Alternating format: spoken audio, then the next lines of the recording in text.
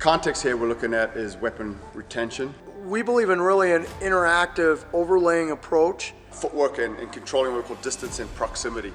We're going to demo each one of these things, really break them down. I'm never going to be able to always dictate the environment that I might be in. My elbow is down in front. And that way you have to gauge your timing a little bit more. So I want a barrier, I want something between. But that's going to be one of our most effective techniques for creating distance. The first thing I want you to begin to train and become competent at is getting up.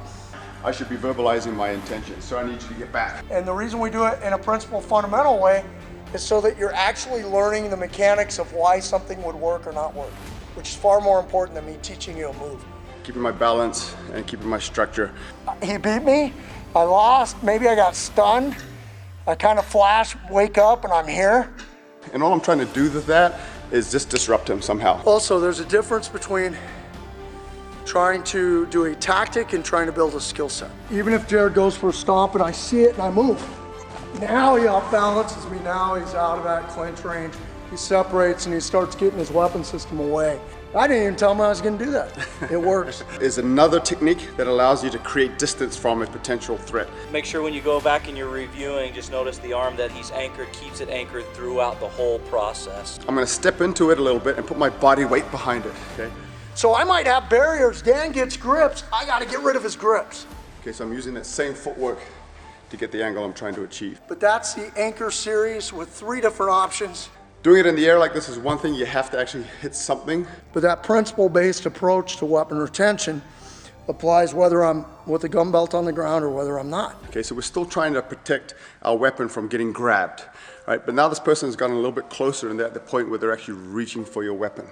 Nothing changes, and that's the benefit of being a principle-based system, fundamental-based system. We don't have a way to train without a gun belt and a way to train with a gun belt. And that's one of the things that makes us pretty unique.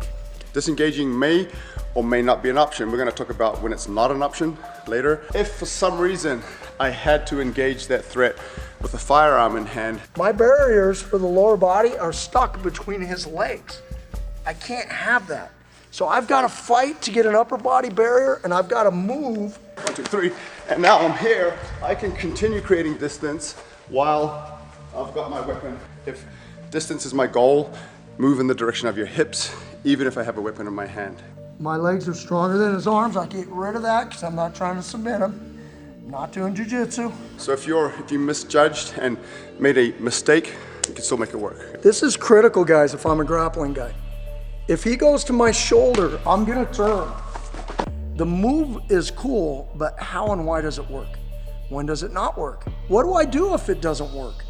All of those follow-ons are ways that you can both become a better instructor, in essence, instruct your own training more effectively and possibly instruct others. Absolutely, and a lot of the things that we've seen here is really fundamental material. If you start to what if things, you can really expand on this, but don't spend too much time what ifing because you're not going to get good at the important things.